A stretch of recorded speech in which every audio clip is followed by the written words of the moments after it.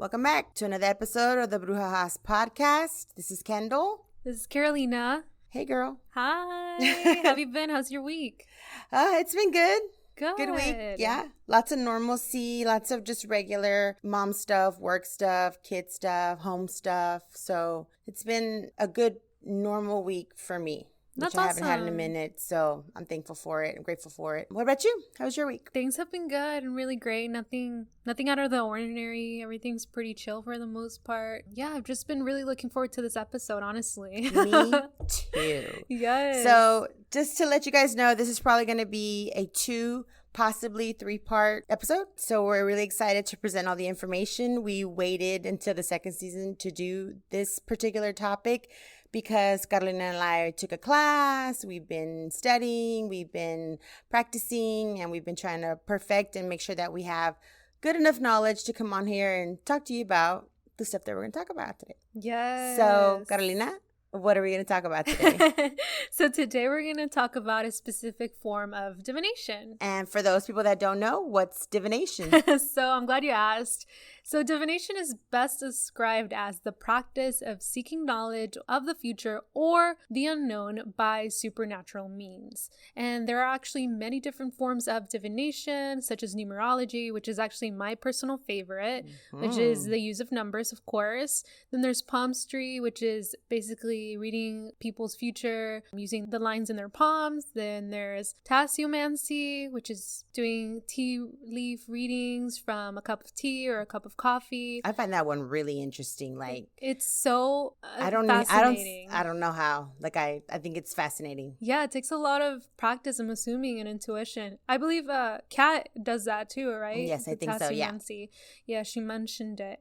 And then there's also pyromancy, which is the use of gazing into a fire, which that one, there's a show that you mentioned that kind of reminded you Game of Thrones, that. yeah. Oh, yeah.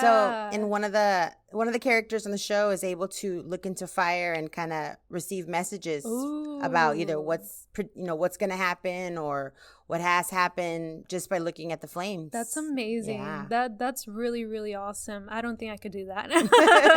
And then yeah, that's a little, I don't know. I feel like, I don't know. you have to be called to it. Yeah. You know? And then there's the use of a pendulum, and this is done by using a suspended weight to answer yes or no questions. Then we have scrying, and this is essentially gazing into surfaces like crystal balls, dark mirrors, water, to essentially see what comes through. Smoke is another one. People will smoke. read smoke. I think that's a very Native American Practice. type of scrying where Possibly. they, the smoke signals and you Oh, know what I mean? yeah. And then the candle scrying is a newer thing that I saw that I didn't even know was a thing until recently, where a person will light a candle with an intention for a particular message and then let the candle burn down, and like they usually put it on a plate or on a surface, safe surface, and then let the candle burn down all the way and then look at the way the wax like melted or went around, and then read something from there or look at that and pick up a message from there. Because it's not always about future telling, right? Sometimes it's more about like messages that source or spirit wants to convey to the person depending on what the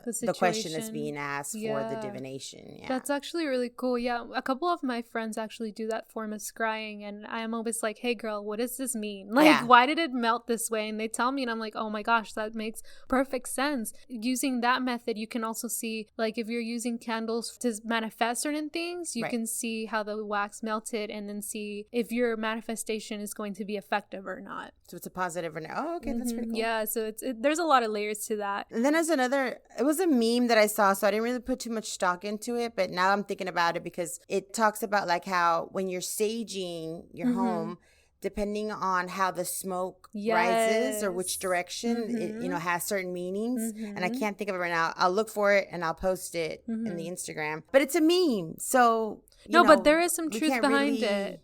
Yeah, I've heard of this before, that the direction of the smoke, or even if you light an incense and if the smoke is rising a certain way, it can signify certain things. I'm not too knowledgeable in that, but I've heard about it myself. So now thinking about it, I feel like that's a form of smoke scrying. It definitely is. Right. Interpreting a meaning based on what the smoke is doing. Yep. And that kind of is what divination is. You use certain tools to help you interpret meanings that's right. on certain questions about, you know, whatever's going on in your life or in a client's life, right? Someone that comes to you for a particular reading. Yeah. Yeah, absolutely.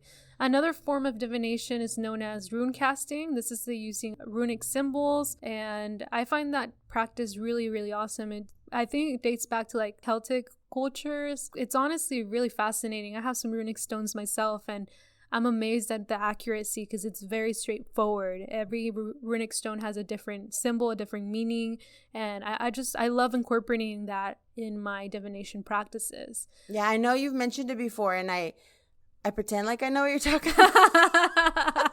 I love your honesty. But I've honestly never seen it, and I've never experienced it, so I don't really know how it even looks or works. But I hear you talk about it, and I assume it's a lot like throwing bones. It's very similar, which is like a voodoo practice for those of you that don't know. It's a very like, you know, that type of like Caribbean or African type culture where throwing bones is a thing where they'll take like chicken bones or certain animal bones and throw them in a certain way, and then depending on how the bones land, they're able to again scry or receive a message or something like that. So that's another form of divination. Yes, actually, that is true.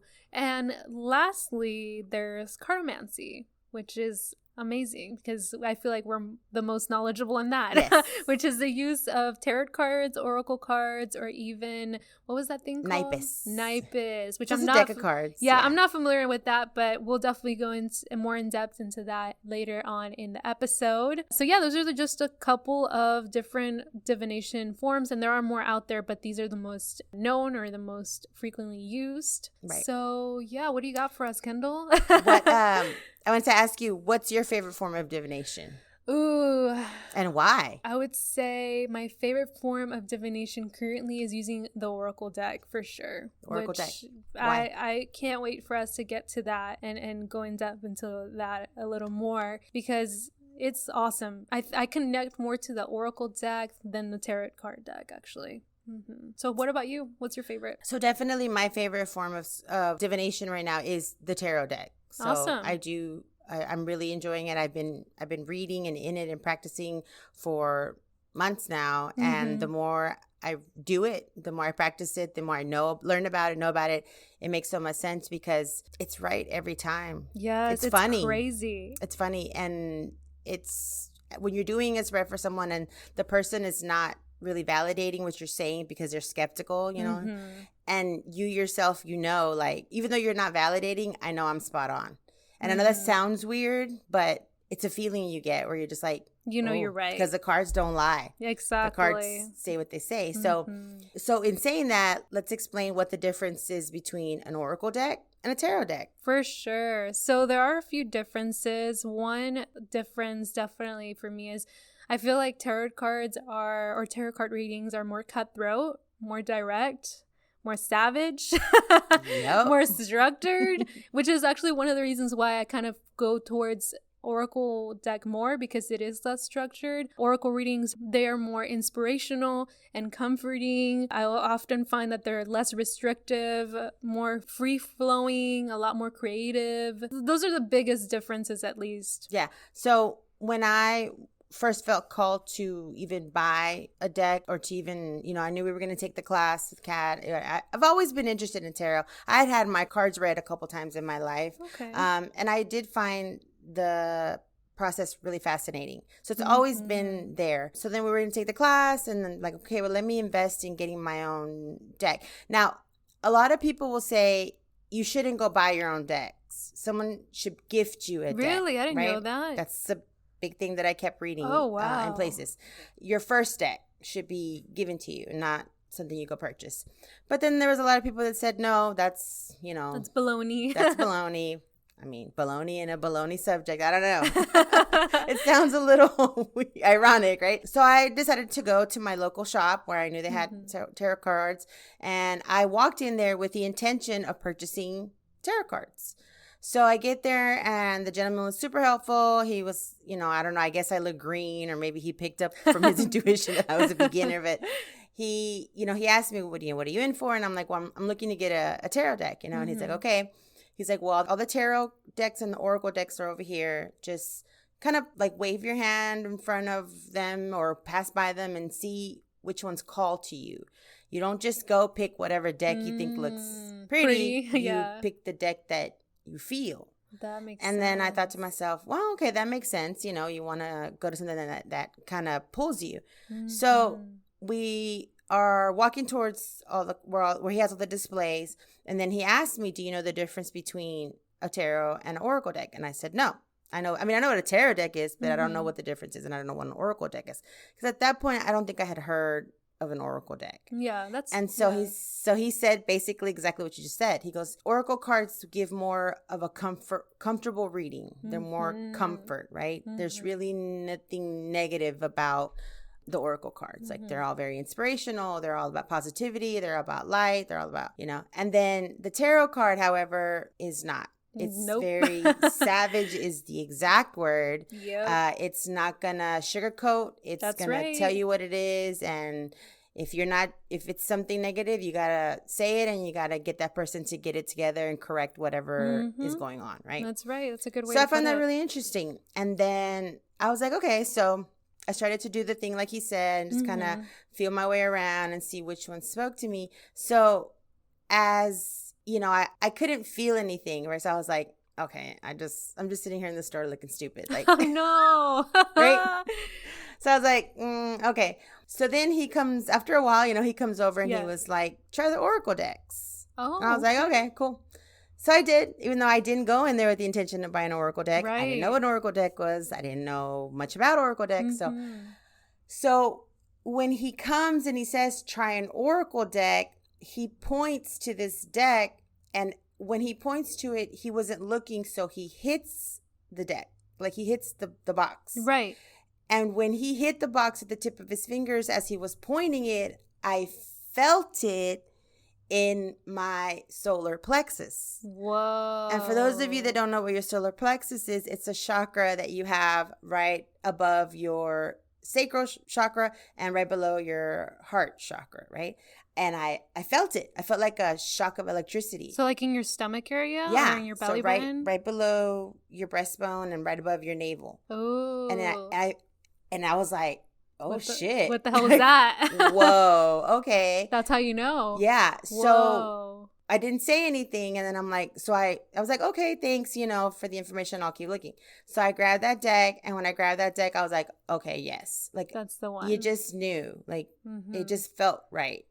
So I took an oracle deck home before I bought my tarot deck. So I worked with the oracle deck for like a week, because you're supposed to, get in tune with the deck, put, season it, as they say, the way you would season your cast iron skillet. Right? That's you got to put your own stuff on it. Yeah. And kind of familiarize yourself with the deck and introduce yourself and cleanse it, clear it, all that stuff, and work with it and start to say, okay, my purpose is this. I'm coming to seek answers for other people, for myself. And then all decks nowadays come with a little book or some kind of user guide, and so this one was no different. It gave interpretation, meditations, meaning, seeking, history, things like that. And I really feel like my oracle deck was for me.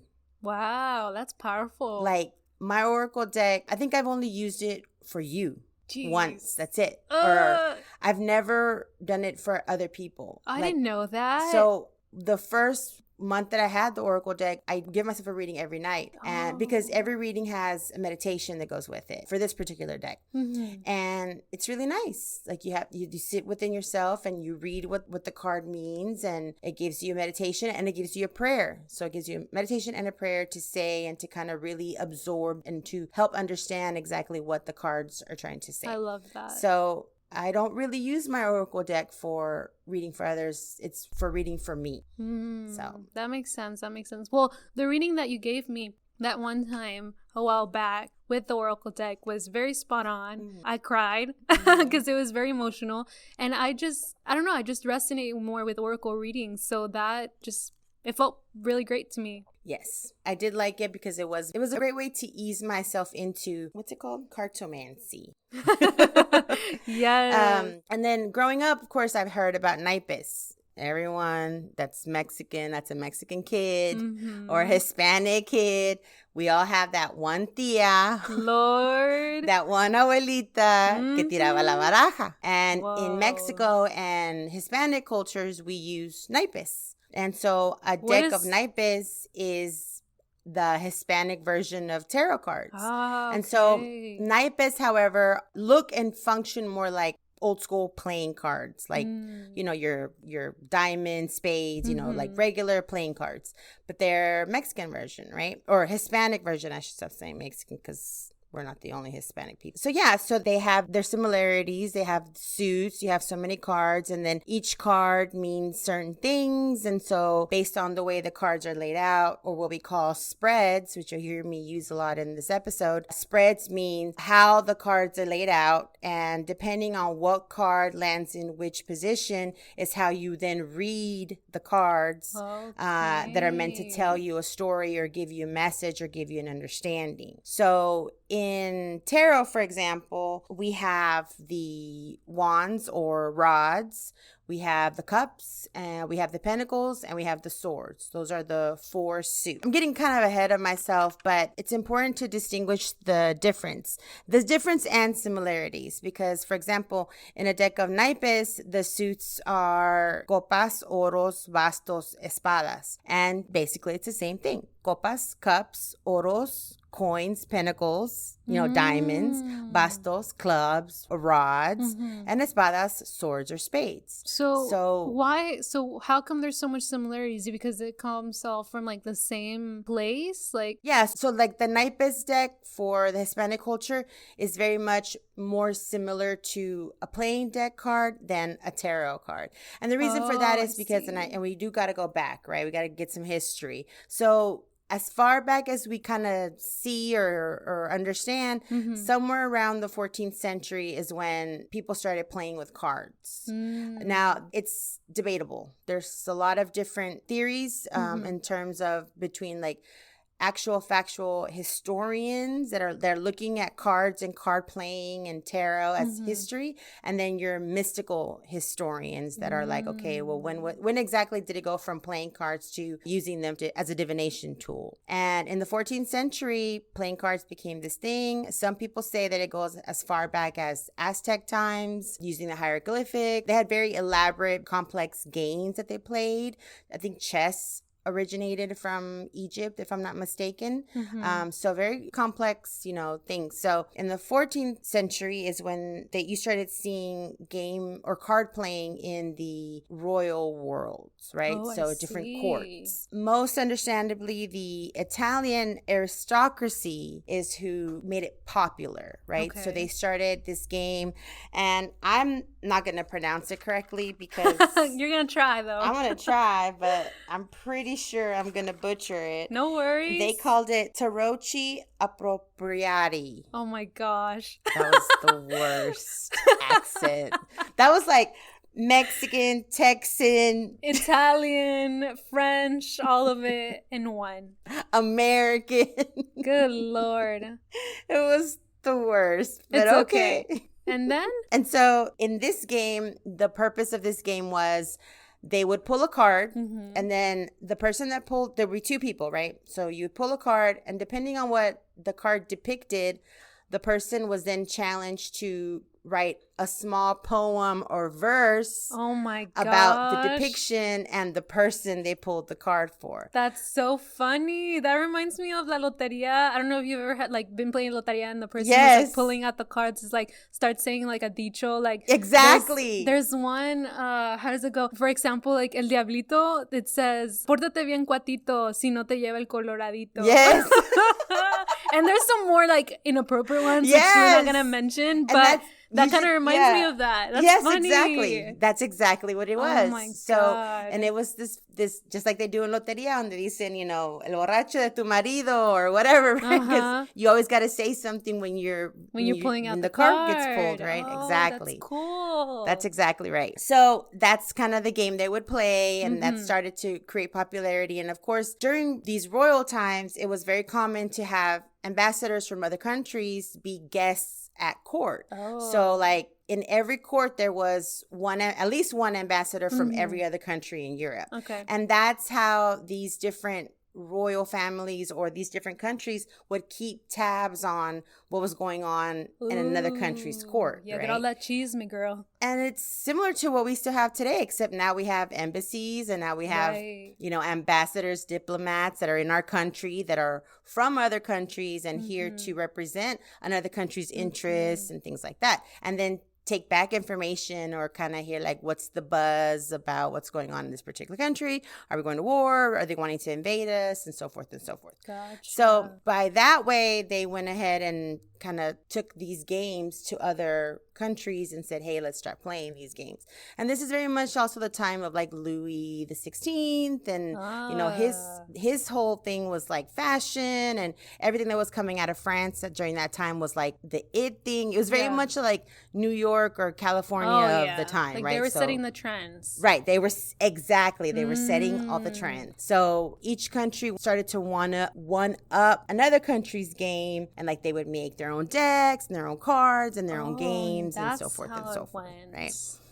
It's not, we don't exactly know at what point cards started to become used as divination tools, but I'm assuming it has something to do along the lines of like the gypsy time frame. Okay. Right? And that would make sense because if you think about tarot, what's the first thing that comes to your mind? The writer, a gypsy woman with a crystal ball, a fortune teller, right? That's true. With like her table and everything's black. Oh and my like, gosh. you know what I mean? And she's got her turban on and her crystal ball, and she's got her cards out. And so at some point, playing cards for divination, the gypsy image became standard. Right? Especially now for us in pop culture. Right. Well, why is that? And that is because at that time, the gypsy traveler was like the circus, right? They are the ones that would be entertainment for these royal courts. So they would practice tumbling and they would do plays and they would do, you know, different forms of entertainment. And some of it did include the reading of tarot, right? Oh, wow. Some kings and queens really would put a lot of stock in it if it was something that was extremely convincing. And so, they would travel. They were gypsy. They were nomads. So they would travel from country to country and doing their thing. So somewhere along those lines is when tarot started to become tarot for divination and not for playing games. And so with that, somewhere in the 20th century is when they printed the Rider-Waite deck, which is the most common deck that we know. So if you see a tarot card in pop culture or in a billboard or somewhere in a magazine, 9 times out of 10 you're looking at a Rider-Waite card. Okay. And so these people, which is William Rider and A.E. Waite, they commissioned Pamela Colnian Smith to illustrate the deck. And then with the deck, they wrote a book. And in the book, they wrote what each card meant, the way they were supposed to be spread, basically teaching how to use this particular deck for divination. Oh, I see. Because that's what made this deck different. And that's why this deck is so popular. And that's why this is like the Holy Grail, the standard practice, because this deck was pretty much the first deck that was like, this is made with the purpose of divination. Oh, gotcha. So they were including the little book in the deck to kind of help people interpret the cards. Correct. So there would be like one standardized way of like interpreting the particular card, right? So so someone can't say, okay, well, the devil card means you're getting money on Tuesday, right? And then another person would say, no, the devil card means, you know, the tree outside is going to die, right? Yeah, so there's one uniform instead of leaving it up meaning. To super interpretation, it has to have like standard rules. And then from within these rules is when you can then use your intuition. And that's how these now become tools and not actual playing cards or left open to whatever interpretation from whomever, right? Gotcha. Because we also have to understand that culturally, we're going to interpret and read tarot differently. Absolutely. Because it has to do with the person and the culture and their life, right? So that's right. That's why the naipes, which are a bit different from tarot, they're more different. They're more like playing cards, are different, and they have different meanings. But they all follow the same basic principle of like the suits and the court cards, and which are the king, queen, knight, page. Those are the court cards in tarot. Okay. So the tarot is made up of two major decks. One is what we call the major arcana, and one is what we call the minor arcana. And the major arcana has 22 cards, and this is where you get like the fool, the magician, the high priestess, the hierophant, all those, major arcana cards that have specific meaning behind them. Okay. Right? They're the more in-depth of the cards. And then to that, we have the 56 minor arcana. And the 56 minor arcana is divided into 4 suits. And those suits are the wands / rods, cups, swords, pentacles. And now each one has their own particular meaning. So the wands can be seen as clubs. Cups can be seen as hearts, swords can be seen as spades, and pentacles as diamonds. If we're comparing it to, for example, like a regular playing deck. Oh, okay. Right? I see. So still 4 suits. And the court cards, however, so each suit has 4 court cards, meaning for the wand suit, there's a king, a queen, a page, and a knight. For the cups, for the swords, for the pentacles, each one has 4, right? And the court cards are interesting because in tarot, the court cards are meant to mainly describe people in or around the situation of the person that's requesting the reading. So when a client comes and says, I'd like to have a reading, the client has to come with a certain amount of intention to help like narrow down what it is, the kind of information that they're seeking. So for example, if they are wanting to know about a love interest, or am I going to find love in my life, or anything like that, then if a court card comes up in the spread, that's kind of going to help to show you or give you a description of maybe what you're looking for, or maybe what's coming. Oh, wow. So, for example, in the court cards, the kings can represent an authority figure, a boss, a husband. It can represent a female also. For example, if she's a manager. It can also represent a situation or organization. You must look at the reading as a whole to determine the meaning of the kings, right? So that's on a more general aspect, right? The queens work the same as the kings in that they can represent a person or situation. Looking at the suit key, the placement on the spread as a whole are important to be able to determine the meaning of the queens. The knights bring change. This is the most important thing to remember about them. The type of change will be indicated by the position in the spread and the suit key. Right? So if you have a Knight of Pentacles is all about money, finance, like enterprise, right? So if you get a Knight of Pentacles, it's signaling a change in finance. That makes sense. In money, in business, in, wealth, things like that. The pages, they bring messages. They're the message bringers, right? Like the knights, the message the page brings will be determined by the suit key and the placement and spread. So let's say you get a page of cups. Cups are all about love, happiness, emotion towards others, right? Okay. Your relationships. So if you get a page of cups, that means someone is bringing a message that has to do something with your love life or your relationships or your friendships, things like that. And then we have the pentacles, which I've already discussed, which is all about finance, money, really. The wands are interesting because they are all about internal emotion, internal spirituality, the self, your ego, how you feel about things in your life, around your life. Like, so whenever you see a card that's wands, it speaks to more to your perception of whatever the situation is, or whatever it is that the client asked before the spread started or before the reading started, right? Which is kind of hard to describe, but it's more about the self. Okay. Right. Your own internal emotions.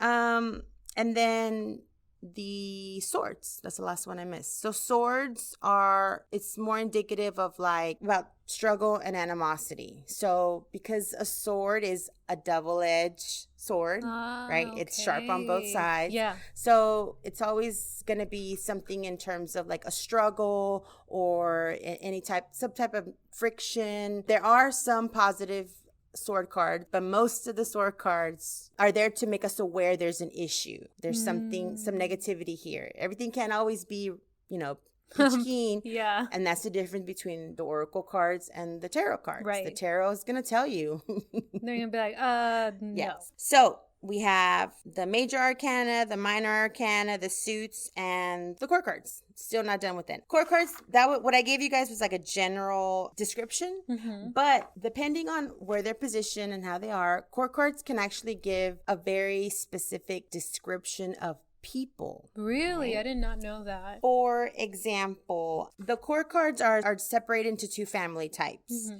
You have your wands and cups on one family and your swords and pentacles in another family. Mm-hmm. For purposes of description, the wands and cups are going to describe fair hair and skin. And the swords and pentacles are going to describe dark hair and skin. Okay?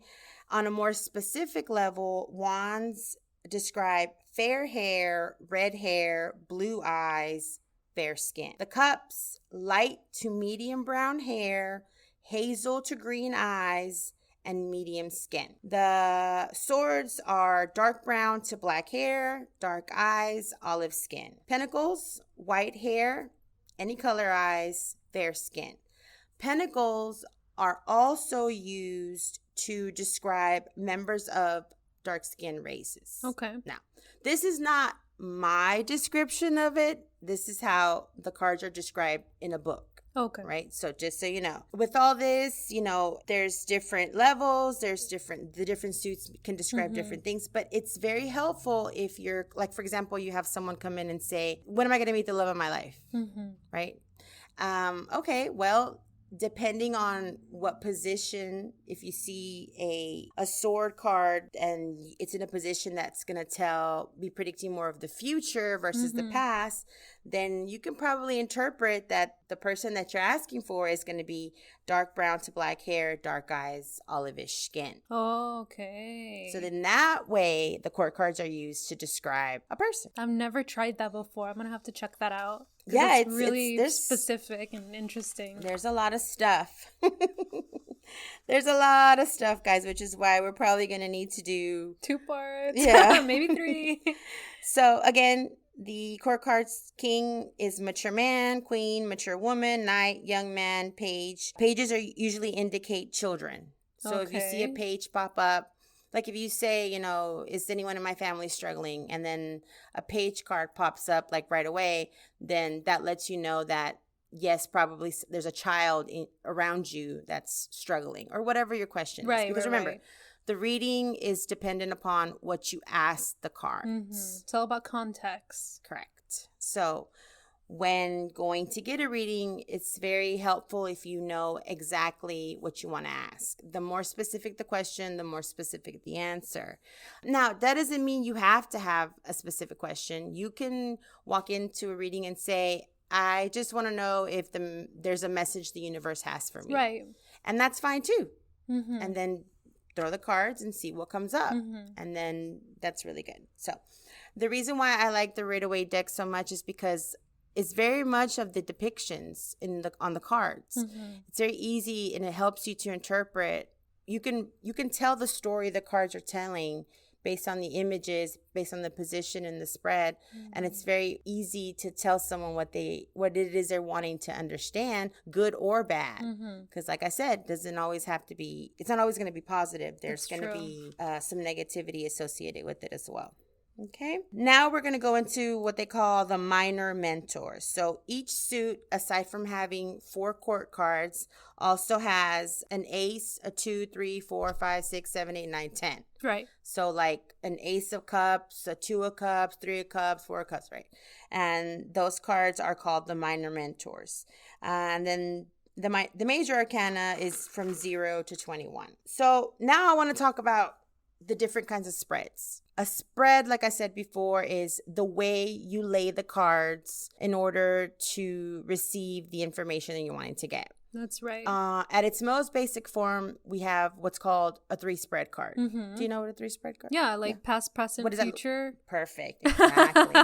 The easiest card spread you could do. Exactly. Have you ever done? I mean, I'm sure you've done. Oh yeah, so many. Yeah. What do you think about them? I think it's great. It's very specific, straightforward, and not so complicated as more of the. Because there are so many different kinds of spread, you can create your own. So I really like the past, present, future 3-card spread. It's just easy, you know, it's easier to interpret and you don't really have to overcomplicate things, but like more cards. Yeah. Just quick and easy. Yep. And the 3-card spread is great for people that have like a simple question. Yeah, exactly. Or yes and no or whatever. Correct. Like, so usually when you go to like a fair or somewhere and someone's doing tarot, they're going to do a 3-card spread because it'll take like 5, 10, 15 minutes at the most to read it. That's right. Now, when you go to an actual person to pay for a reading, like if you're going to spend like an hour with someone, most of the time they're going to do what we call the Celtic spread, and that's a 10-card spread, right? And there's 10 positions that you place the cards in, right? You put 2 in the middle, and then you create a circle around, and then you create a line on the right-hand side, right? Okay. So cards 1 and 2 cross each other like a cross in the middle. And then your 3rd card goes at the bottom, 4th card goes on the left, 5th card goes on top, 6th card goes on the right, and then 7, 8, 9, 10 go in a line on the right-hand side. Okay. And we'll post pictures, guys. I did a Celtic spread for the podcast before we started. Yes. How did that go? We'll kind of go a little bit off of that. It went really well. So the question I asked was, will the Brujas podcast be successful? And yeah, so we got a lot of positive cards. I found it really interesting because the Lovers card, it was in the reverse position. Oh, let me just quick sidebar. When you lay the cards down, the cards can either come in the upright position or upside down, or what we call the reverse position. Right. Just like yin and yang, good and bad, positive, negative. Cards also have a positive aspect and a negative aspect. Some cards have only positive aspects. Some cards have only negative aspects, right? So seeing a card in a reverse position doesn't necessarily mean negativity. It just means it's the opposite of what that card means in the upright position most of the time. There are some cards like the aces, they're always positive, right? And then there are some cards like some sword cards that are, no matter which way it comes up, it's a negative message. Okay, gotcha. Or a struggle or a challenge. I hate to use the word negative because it's not really negative. Yeah. So with that being said, the Lovers card came in the reverse position. And so that talks about building a friendship or working in a close relationship with someone that you care about, love about. You're building something together. Yeah. So I thought it was really super interesting because, yeah.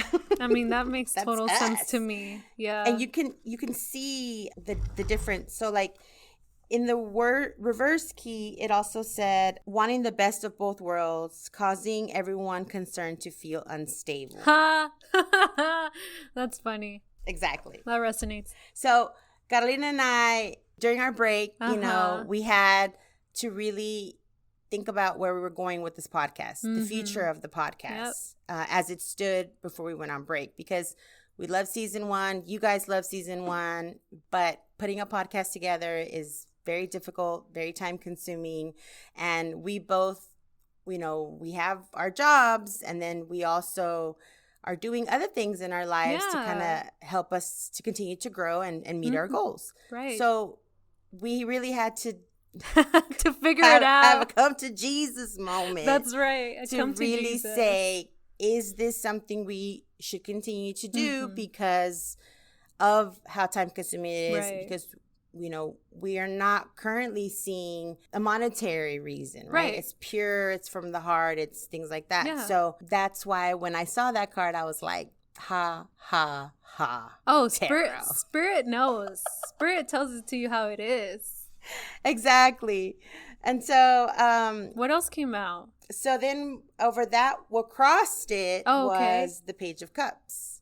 Oh, wow. So the Page of Cups and Cups is all about love, happiness, Home, things health, like love. that, right? Mm-hmm. So the Page of Cups, so pages are messages. Okay. Remember we talked about when you see Right. a page card, that's a message, and then the cup means it's about like love and happiness, right? Okay. But when we look a little deeper into what Page of Cups means, it says a young person who can offer help or cooperation, a gentle and quiet person. That's so freaking funny. So to me, because I'm the one that asked the question and the spread was from me, Mm-hmm. right?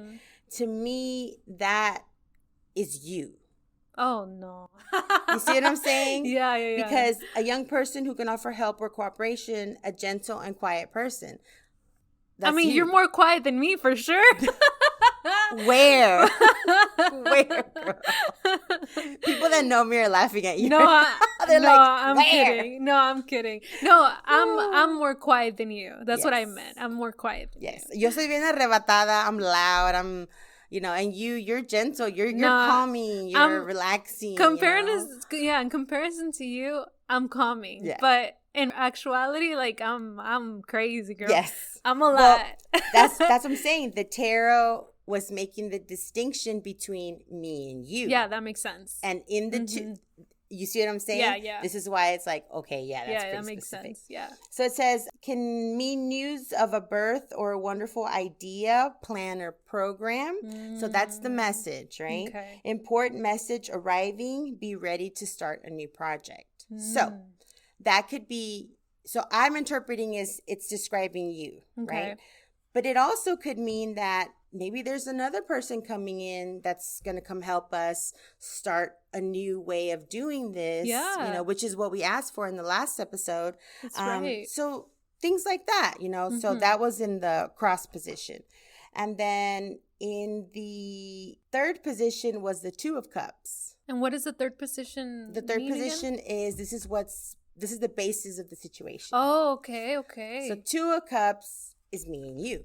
Yeah, there's two people. Yeah, that makes sense. And so the Two of Cups is in the upright position. Okay. So it says understanding, deep friendship, or love between man and woman. Together they can achieve their plan. Yeah, that makes sense. So deep understanding. Right. Two people working together. Right. So when we read these interpretations of the cards, it offers different variations of the interpretation for different aspects or situations. Obviously, Carolina and I are not a man and a woman. No. But the part that says understanding, deep friendship, or love. Yeah, that so resonates. We are going to take the deep friendship aspect interpretation because that's what we're talking about. Right. That's the context. That's the context of the situation. Exactly. Yeah. So like if someone were to come in here and say, I'm having issues with my best friend, what did the card say? Yeah. If you read this where it's not a love relationship, it's a friendship relationship. So that's the part you're going to read to them or understand. And then the guideline says the Two of Cups can either mean a beautiful start to a new romance or friendship. It can mean a complimentary seed has flowered into a tree of appreciation. Aww. So good, solid ideas passing back and forth between two people. Kindness and thoughtfulness binds two hearts together.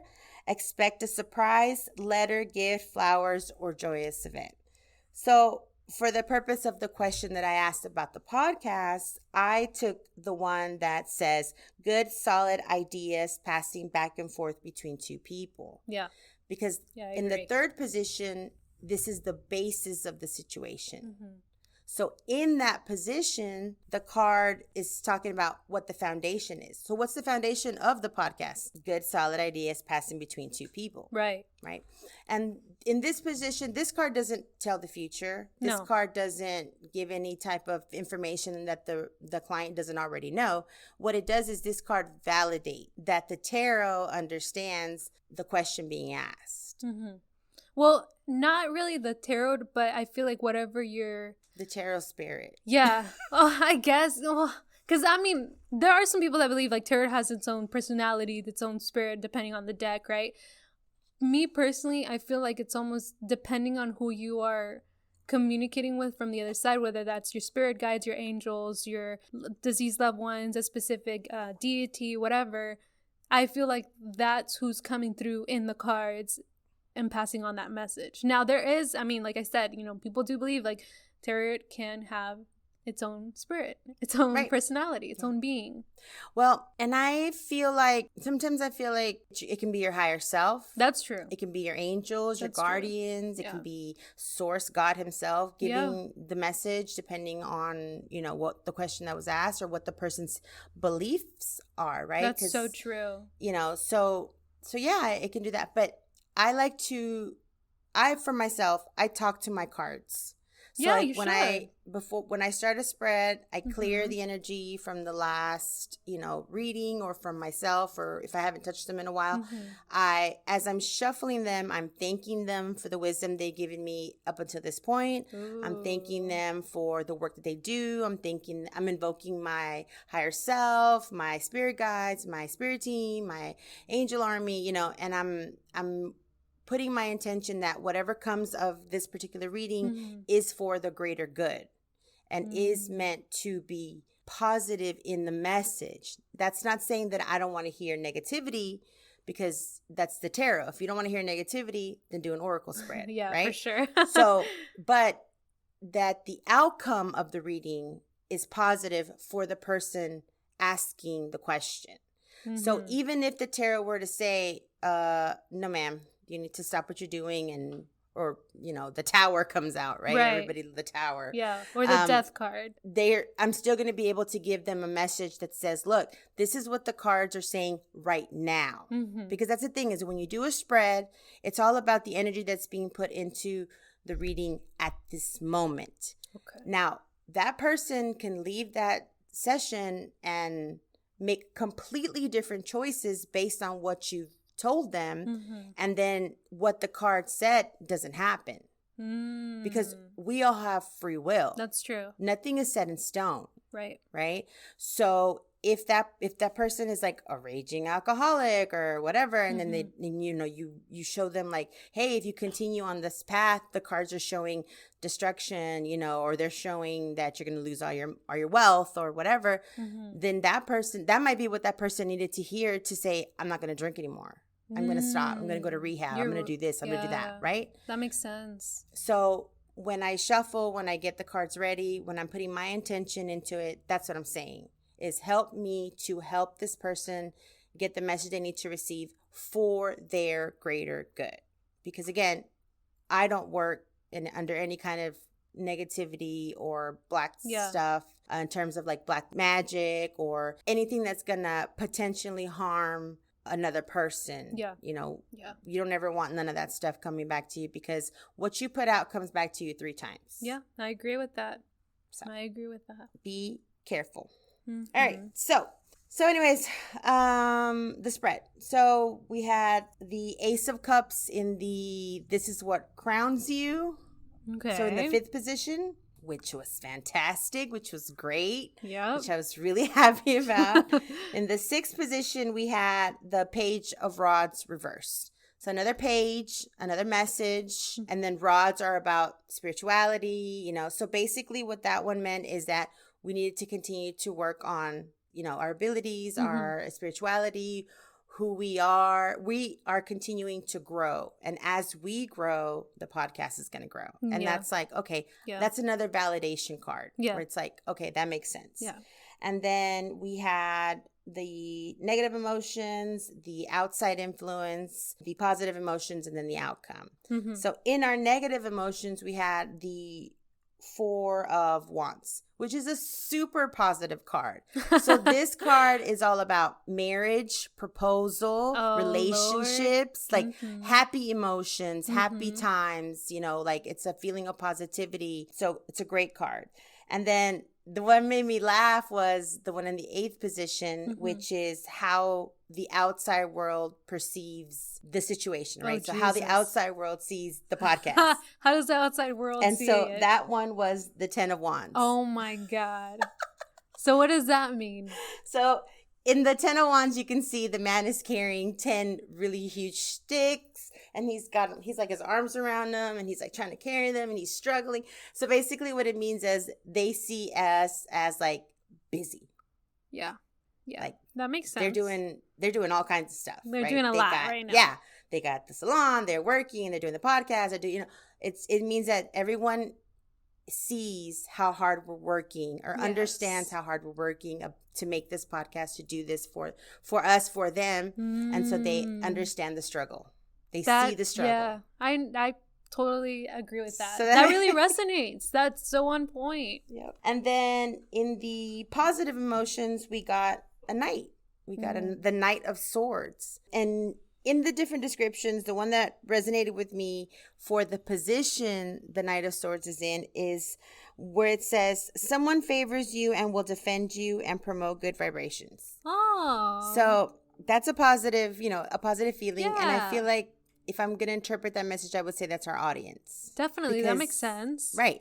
Because the question was about the podcast. Now, had I asked, about work, or had I asked about school, then you would interpret it different. But it has to do with, number one, the question that was asked, and what position the card is. And then you read the card for that position, for that question. Okay.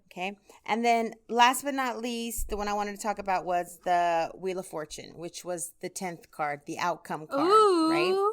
And the Wheel of Fortune just basically means what goes down must come up. Oh, right? That's cool. And it's constantly moving. It's constantly, round and round. And it doesn't necessarily mean that you're going to stay down or that you're going to stay up, right? Okay. So the Wheel of Fortune, in a more specific description, means, remember, when you are down on the wheel of life, there's only one way to go up. And you can interpret as, do not begin to feel sorry for yourself. Look for new opportunities. Or, change could be exactly what you need at this time. Examine new ideas carefully before discarding them. Another interpretation is, exercise your own strength. Be prepared to adapt to different circumstances. So I would like to think this one is, change could be exactly what you need at this time. Examine new ideas carefully before discarding them. Yeah. And the reason why I'm going to pick that interpretation is based on what all the cards, the theme of the spread, right? In which we had 2 pages that brought messages, or that brought potentially a new person to help us, do things in a different way, or help us to make this better. So basically, don't discard or dismiss ideas just because they may be outside of our comfort zone. It may feel a little weird to have a third person here in the mix when it's just been me and you, right? Yeah. So keep open, and the only way to go is up. Yeah, that's true. Right? That's we true. can only get better at this. Yeah, we can't get worse at it. Unless we stop trying. So I felt like this spread was pretty appropriate for the question that I asked and all that stuff. And I'll post a picture of the spread on the Instagram as well. Yes. So you guys can see it. And if you want to, go ahead, and if you feel like a different interpretation, if you see something we don't see, by all means, message us or comment it in the comments, how you see the spread, what you think, because it is dependent upon everyone's intuition and perception, right? And level of intuition. Yeah. How you read the cards, how you express what you're going to express to people. Now, something that I learned recently that I found really interesting about the tarot is that the tarot, just like it can give you an actual description of people, it can also give you timelines. Oh, cool. Okay? Really cool stuff, okay? When you're doing a Celtic spread, the cards that are in position 5 through 9 can dictate a season. They're called the season cards, right? So if you have an Ace of Cups, for example, which is what we had, in anywhere in the 5th, 6th, 7th, 8th, or 9th position, that is considered a season card. And it's only the ace cards. Oh, okay. So just the ace cards. We, in our spread, had an ace card in the 5th position. Okay. So we had the Ace of Cups in the 5th position. And so what that means is that the Ace of Cups is spring. Ooh. And that is March, April, May. The Ace of Wands is summer, June, July, August. The Ace of Swords is autumn, September, October, November. The Ace of Pentacles is winter, December, January, February. Okay. So which ace you get, every ace has a season. Right. Right? And so, okay, so we got the Ace of Cups in the 5th position. So we're looking at spring, March, April, May. To know which week within the season, you look at the 10th card and the numerology on the 10th card. So we got the Wheel of Fortune. Okay. And the Wheel of Fortune is the 10th card in the major arcana. So just like in numerology, you want to simplify it down to its most simple number. So if we take the 10 and we do 1 plus 0, it's going to give us 1. Right. So we're looking at something significant happening the first week of March. Ooh, that's interesting. Right. And then you can even go down to the day. Okay. But that requires you to have an understanding of the person, like the person that's asking the question. You need their numerology, like natal chart.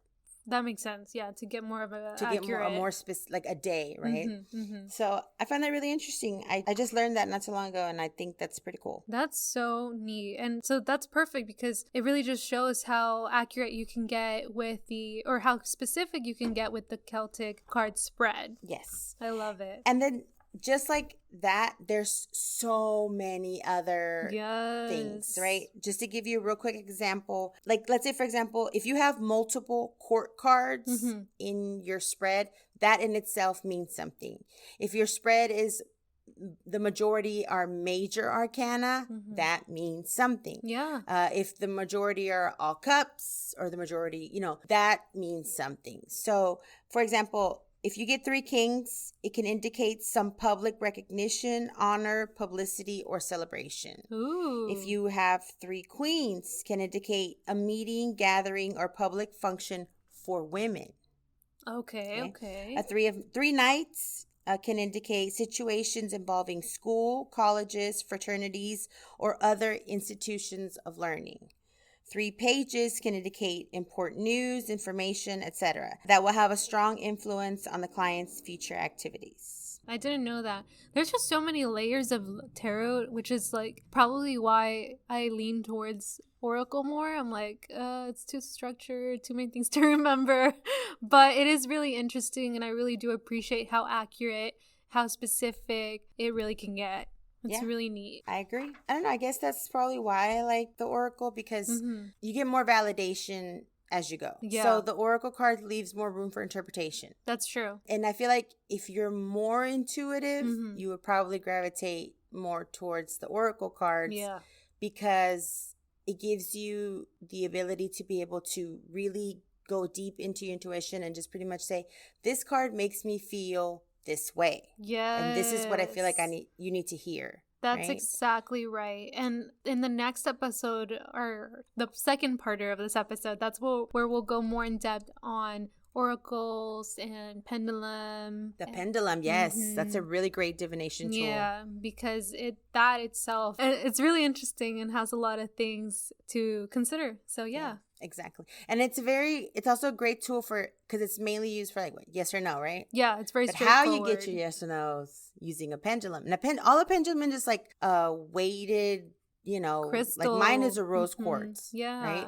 And it's weighted and it's on a necklace thing, right? And that's it. A pendulum can be, something you put at the end of whatever, and it's all about what you use. But how do you know whether that object is telling you yes or no is what's interesting. And we're going to wait until next episode.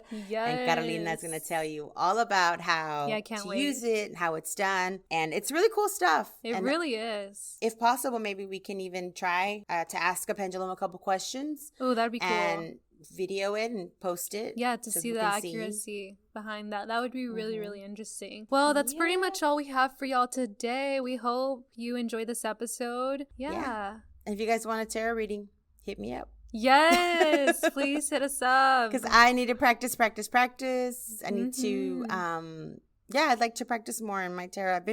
I've been told I've been very spot on. You have. On the ones that I've done. Yeah, so I agree with that. I'd like to really, and as my understanding is growing and I'm starting to really connect the dots, because at first it just seems like it's a lot. I'm sure that people that are interested in this are going to probably listen to this episode a couple times because it's a lot of information. It really is. You know, yeah. But once you start to understand and you see the way the spread tells the story, because that's the best way I can describe it. It's like, it's telling a story and it's giving a message within a story using the cards and using the depictions and using the meanings, and it's beautiful. It's a beautiful thing. It's all connected. Once you really get into it, you see how it's all connected. And like you said, it kind of makes you laugh, you know, at how accurate it can be or how funny the cards can lay out and all be intertwined with each other.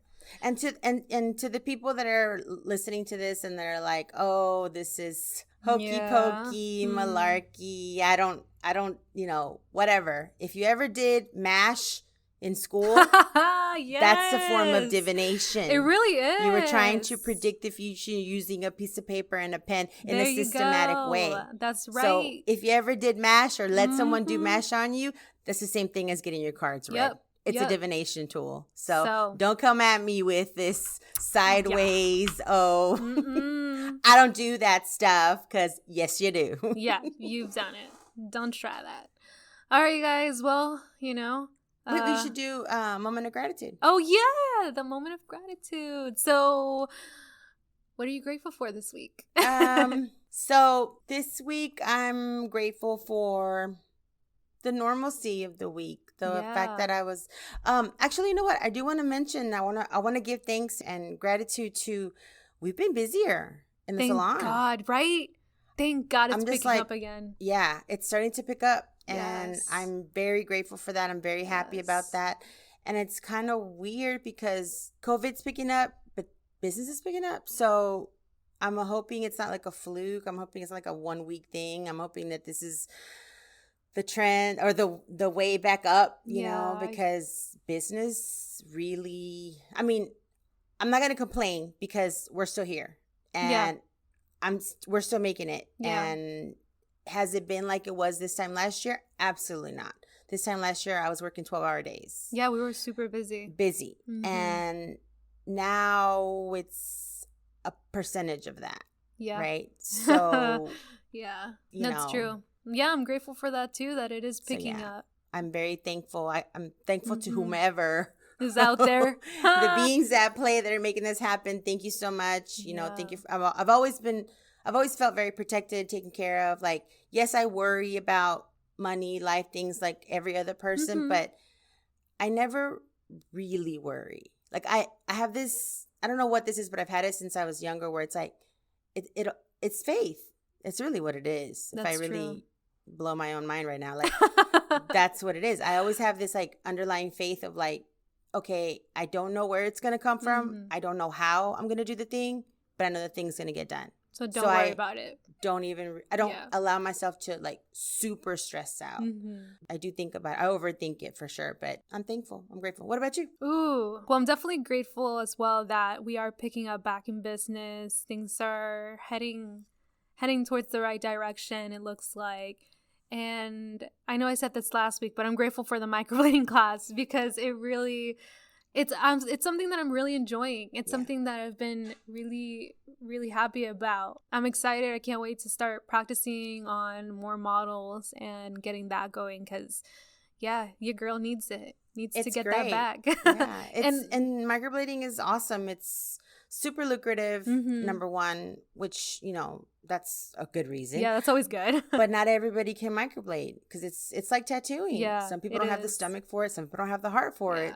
Some people don't like it. They're squeamish. They don't like needles. They don't, you know. So if, you know, that fact that you like it and it resonates with you and you're all about it is great. Yeah, I love it. I love it. Know. And I love the fact that it can really help boost someone's self-esteem. Like your eyebrows, your lashes, they're the frame of your face. Yeah. So if you feel happy and content every time you look in the mirror because your brows are on fleek and your lashes are right where you want them to be, you know, it's awesome. It helps you every day in the morning. Especially you're like, it's one less thing to worry about. Mask era. Oh yeah, that's all you see. That's all you see. lashes and brows. So get your lashes and eyebrows on fleek, because that's all you're going to see. Do people even say on fleek still? I do. I don't care if it was 2012 vibes. I still say I don't care. I feel like my stepdaughters are going to listen to this and be like, no, ma'am. She's so old. No, I still say it. So I don't care. Eyebrows on fleek. The fuck. So yeah, you guys. Oh my God. The other day, what did I say to G the other day? And as I said it, I felt so old. What did I say? Oh, I said something about something being crunk. Oh my God, girl. Okay, now that's like, what is that from the 2000s, 90s, 80s? Kendall. I was like, and he just looked at me like, this girl. Did you really just say crunk? And I'm like, Ew. Yes, I did. Bringing me back. That's very circa 99, 2000, 2001. Jeez. Barely even born. That's literally when I was born. So, anyways, oh my God. But yeah, he made fun of me about that. But that's fine. Whatevs. Whatevs. All right, you guys. That's all that we have for y'all. We hope y'all have a blessed week. And as always, please, please, please give this a like and share it with your peeps if you feel like they're going to like it. Yes, please share. Continue to share our podcast. Help us grow. Be our pages in our spread. Yes. Help us to continue to grow and to, get to more people, more audiences. Just please share one post today. That would be super helpful. It really would. Tell your friends about it. Send them the link. Yeah, please, if you know please, somebody please. that would like it, share it. Sharing's for free, and that's a really good way you can support us. And follow us on Instagram and on Facebook. At the Brujas Podcast. Email us at thebrujaspodcast@gmail.com. And follow us on Facebook. Just search The Brujas. All right, guys. All right, bye, guys. Bye.